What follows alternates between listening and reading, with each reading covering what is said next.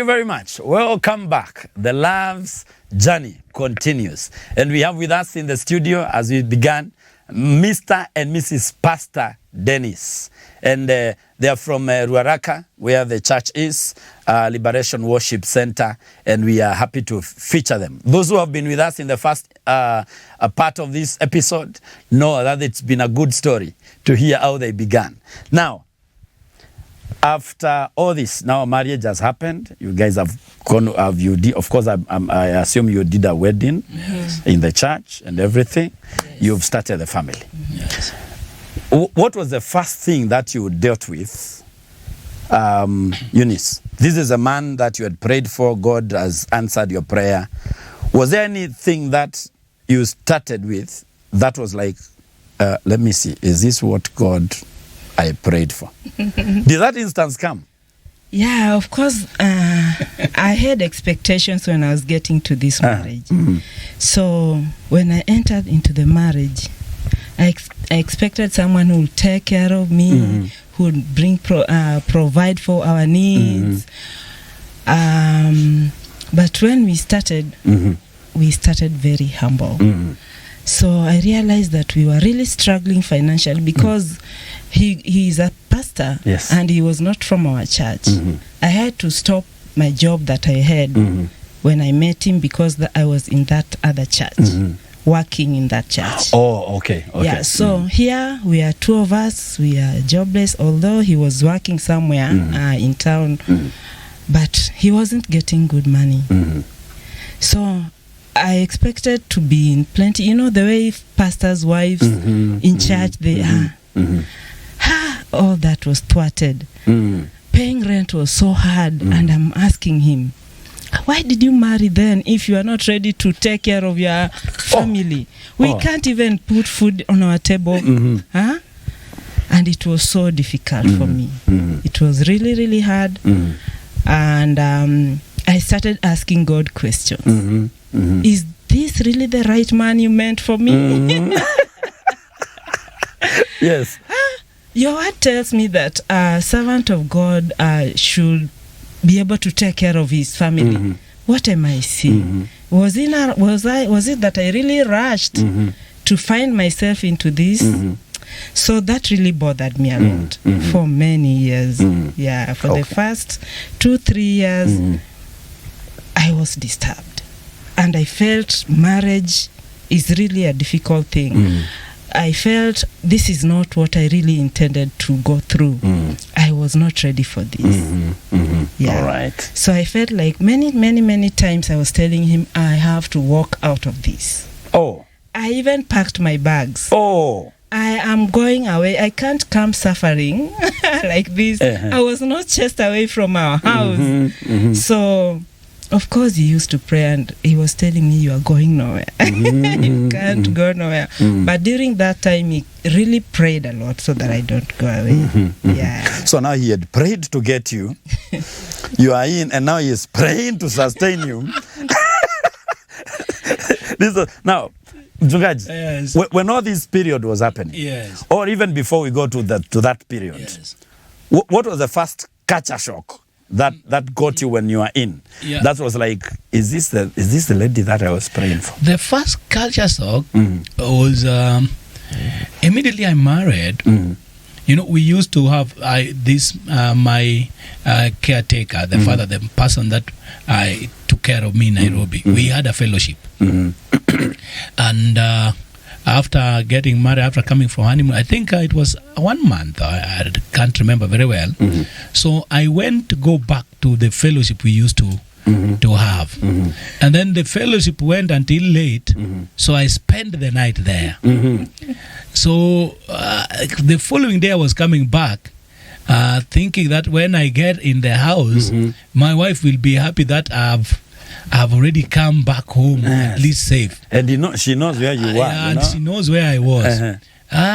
Man of God. I found a woman crying, could not talk. I say, what is this? Did I marry the right person, or I married her? So the expectation of a servant of God will come in and be welcomed. Yeah, she will understand. Tea she will understand. I mean, she knows where we were. Yeah. If anything, we were praying. It was a problem. So that's the first one that you got. That was the first challenge. Then other challenges that now I could face was that because we were low, we had no better income. And now the challenge was the expectation was so high. From your end? From our end. Oh, her end to you now, yes. Now my end, I had gotten a woman. I wanted a woman. Yes. Now here, all the time, there is one verse that could be reminded in the morning, in the evening, all the time, that a true servant of God who cannot provide for his family is worse than.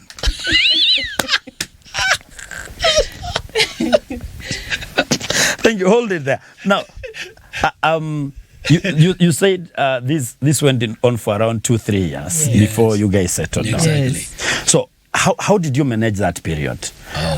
For him, I know he got a woman, and I know he's going out there and trying his best. But from your end, you were not working. Yes. Because you had stopped now working because you are in the other church now. You are no longer there. Yes. During this time, how did you handle the 3 years of waiting for God to establish you? Well, it was not really easy. But I really thank God for premarital counseling. When you are taught that your issues you don't even share with your parents. Of course, my parents, I never got to share with them what we are going through in our house. So I am introvert. I could not even share with other people, only to pray, although I was finding it so hard. So it is only through prayers. We went through it, and I can say that only God helped us. We just prayed it out. Were there times you guys were locked out of, like your house was locked because you have no rent? How did you deal with that? We were locked. Let me share. We were locked out severally. But I remember one time, of course, anytime the door was locked, pastor would come with a hammer and Mchungaji, unavunja. I mean, you are breaking into people's houses. You are knocking, and even all these days I will pay for them. So. And in my heart I was feeling that is very wrong. I shouldn't go through this because he's violating and violating the rules. This is someone's house. He's not paying it in time. So that is where I was wondering, if you are not ready for marriage, why did you have to get involved in it? But it was very hard. Like 2 or 3 times he would come, break, we get in, because he was saying, I'll pay even all these days that he's locking me up. Yeah, they are still counted in the rent that I'm still going to. So how are you managing the time? Because I mean, the period is hard. Your job is not sustaining enough. Yes. So how did you go through this phase? It was a difficult phase, Simon. We had to enter into some other businesses. I think we are the first people who started riding boda. And that boda, I did not even buy it by my money. When my wife saw the kind of frustration, she had got some savings. And she said, now what we can do, I had some little saving, and she had also some little saving. I think it's borrowed loan. Can remember then we bought boda. And because I loved putting on suit, being good, I didn't want to throw myself and become, I saw boda people are a little bit dirty, according to me. But now that the situation is so pressing, I gave somebody my boda to ride for us, and he could give us 300 shillings a day. Okay. But he rode it for around 1 week. Got an accident again with new boda. And I said, no, this one now let me take it by myself. So that is the time I entered. Suits aside now. Suits aside, everything aside, I am going to ride boda. And you took that up? Man of God, I rode boda. The first day I got 500. The second day I got 700. The third day I got 1,000. I said, this one can work for me. So this is now after the 2-3 years of 2-3 years of marriage. It is that struggling, waiting for him to be the man. You know, all this time you had those savings hidden somewhere. Okay, I think during the border time, I had already secured a job somewhere. Oh, okay. So it was this savings plus the earnings that I had that we went and acquired some loan from Equity, and we purchased the border. We are talking of around 15 years ago, something. Exactly. Yeah. Around 15 years ago. There are places we are little jumping because there was a road there. There was a road there. There's a time that we could not even hold it in Nairobi. We ran and we went back to Kisumu. We tried to work. We left the ministry. We quit the ministry. In fact, I say I could not be a pastor any longer. I left because I say, if really God, you called me and you cannot provide, then this is not a God we know.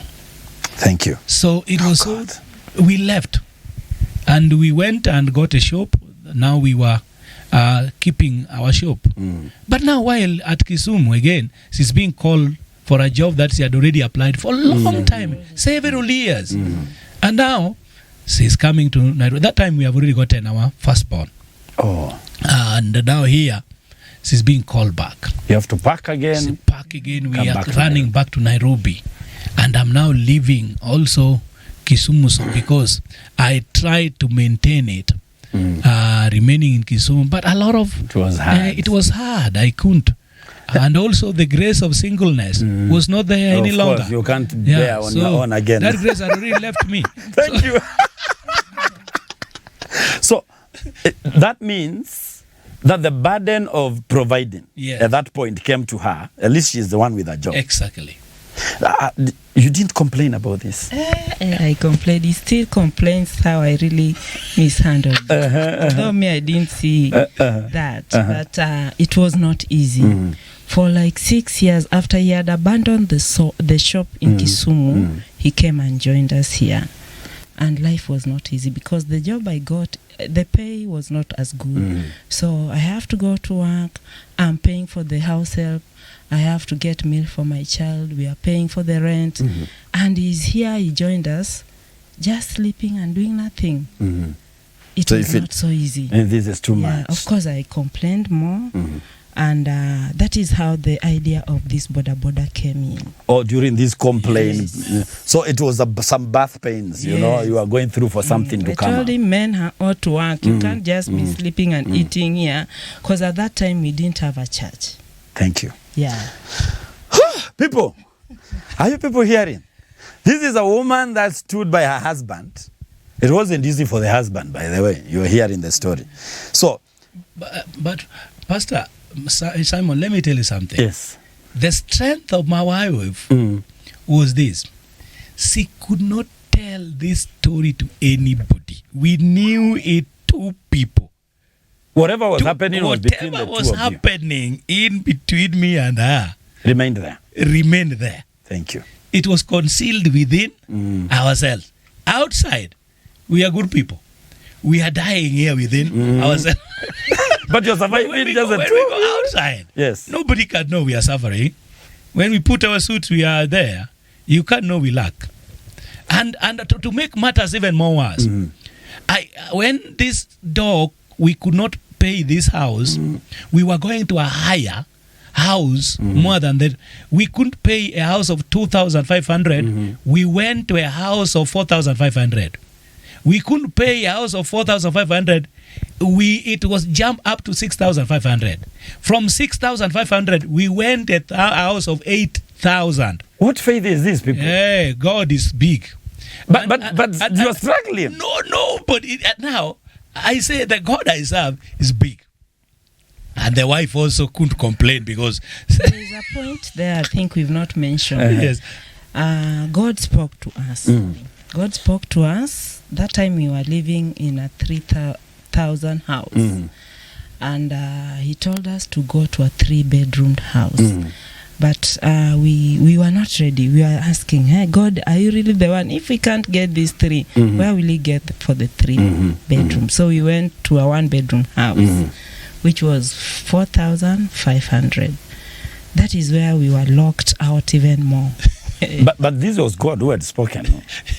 Provision was nowhere at that time. I mean, God tells you to move from this house, it's small, and then when you move to the other, you still can't pay. Yes. Oh my So God. he decided, let us just go straight to this three-bedroom house.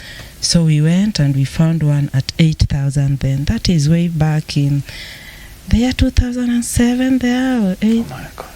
During this post-election stuff. We came out during post-election violence. We went to another house after post-election violence.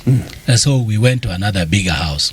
So when we got to this one, 8,000 house, God was providing. God provided. There is no day we ever had any rental.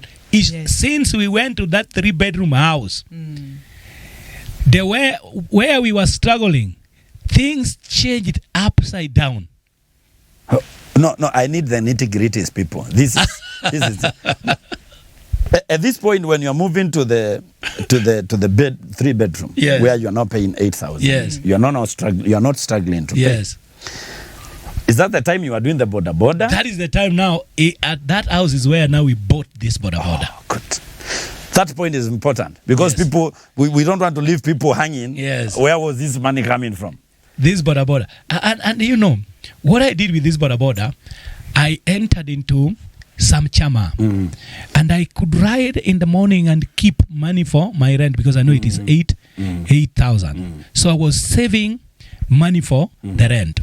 Then I'm saving money for the upkeep.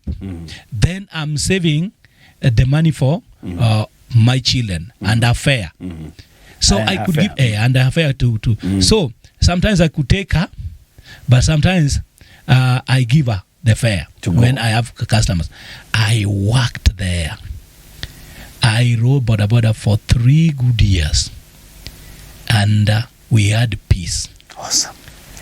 So that was the beginning of your breakthrough. That is the beginning of our breakthrough. Yes. Awesome.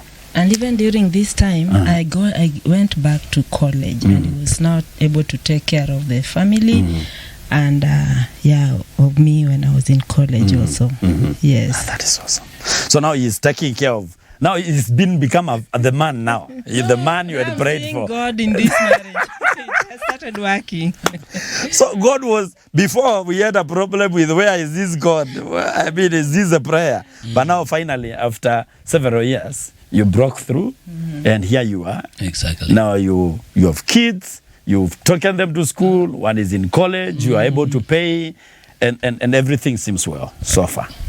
So far, a man of God, there is no cry in my house. It's gone. It went a long time ago. What happened is that we got to a church again. Now, after getting the church, and now the church was could pay us, and we bought our first car. We bought our plot. We built our house, and now we started from there. And we bought the second car. Things worked. Things worked. One thing that I can tell people: be patient. Please. Be patient. Hear this. Especially with marriage. Be patient. Don't be on a rush. There are turbulences that can come along. But remember, since we married with my wife, we have never gone to anybody taking our problems. We solve our problems to people. Her and me, we talk. We learn that communication is the best tool you can use to settle in your marriage. Things can be bad. I used to encourage her. You will drive. She looked at me and said, where will that car come from? Where? When I look at you. Yes. I said, you will drive. I said, where? You are talking about. Now when the car came, I don't look at the car. Now go drive now. Now you can drive now. Now you can. So patience. Patience pays. Now, are there a number of years we should be patient with? Because not necessarily, because you should patient until God does something. Patience until God does something. So this waiting period, how do you keep the sanity in the marriage? One of the best things, there are pillars in these marriages that can work for you. One of the best pillar is love your wife and love her wholeheartedly. When you give her love and you speak love and speak good of her, I knew very well that during the times she was providing for me, things were not easy, but I loved her. She sensed my love. That is why she could not share it even with the parents. The parents thought we were doing well, yet it was a problem. It was a problem. Eunice, were you feeling this love? Is the love during that period? Love your wife. Were you feeling it? Would you quantify it? It was not really easy to love to feel the love when you are really suffering. But he really did it best to make sure that I do it. But on the other hand, I was also remembering that remember the word of God says you need to submit all the time. So I was just telling God, even if it is so hard, help me to submit to this man. And slowly by slowly, God helped us out. Yeah. People, this is getting interesting. This couple must appear again. Our time now cannot accept for us to go through. But there's a story we are hearing. Something very powerful. You've heard of communication, patience, prayer. If you've been taking notes, then you know that it is a matter of time before things work out. For those that are going through a lot, there is still hope for you, right? Yes. So, as we finish up, Yes. I want you to speak to the marriages that are going through challenges. We just handled. You people are going to be coming back here. We must finish this story.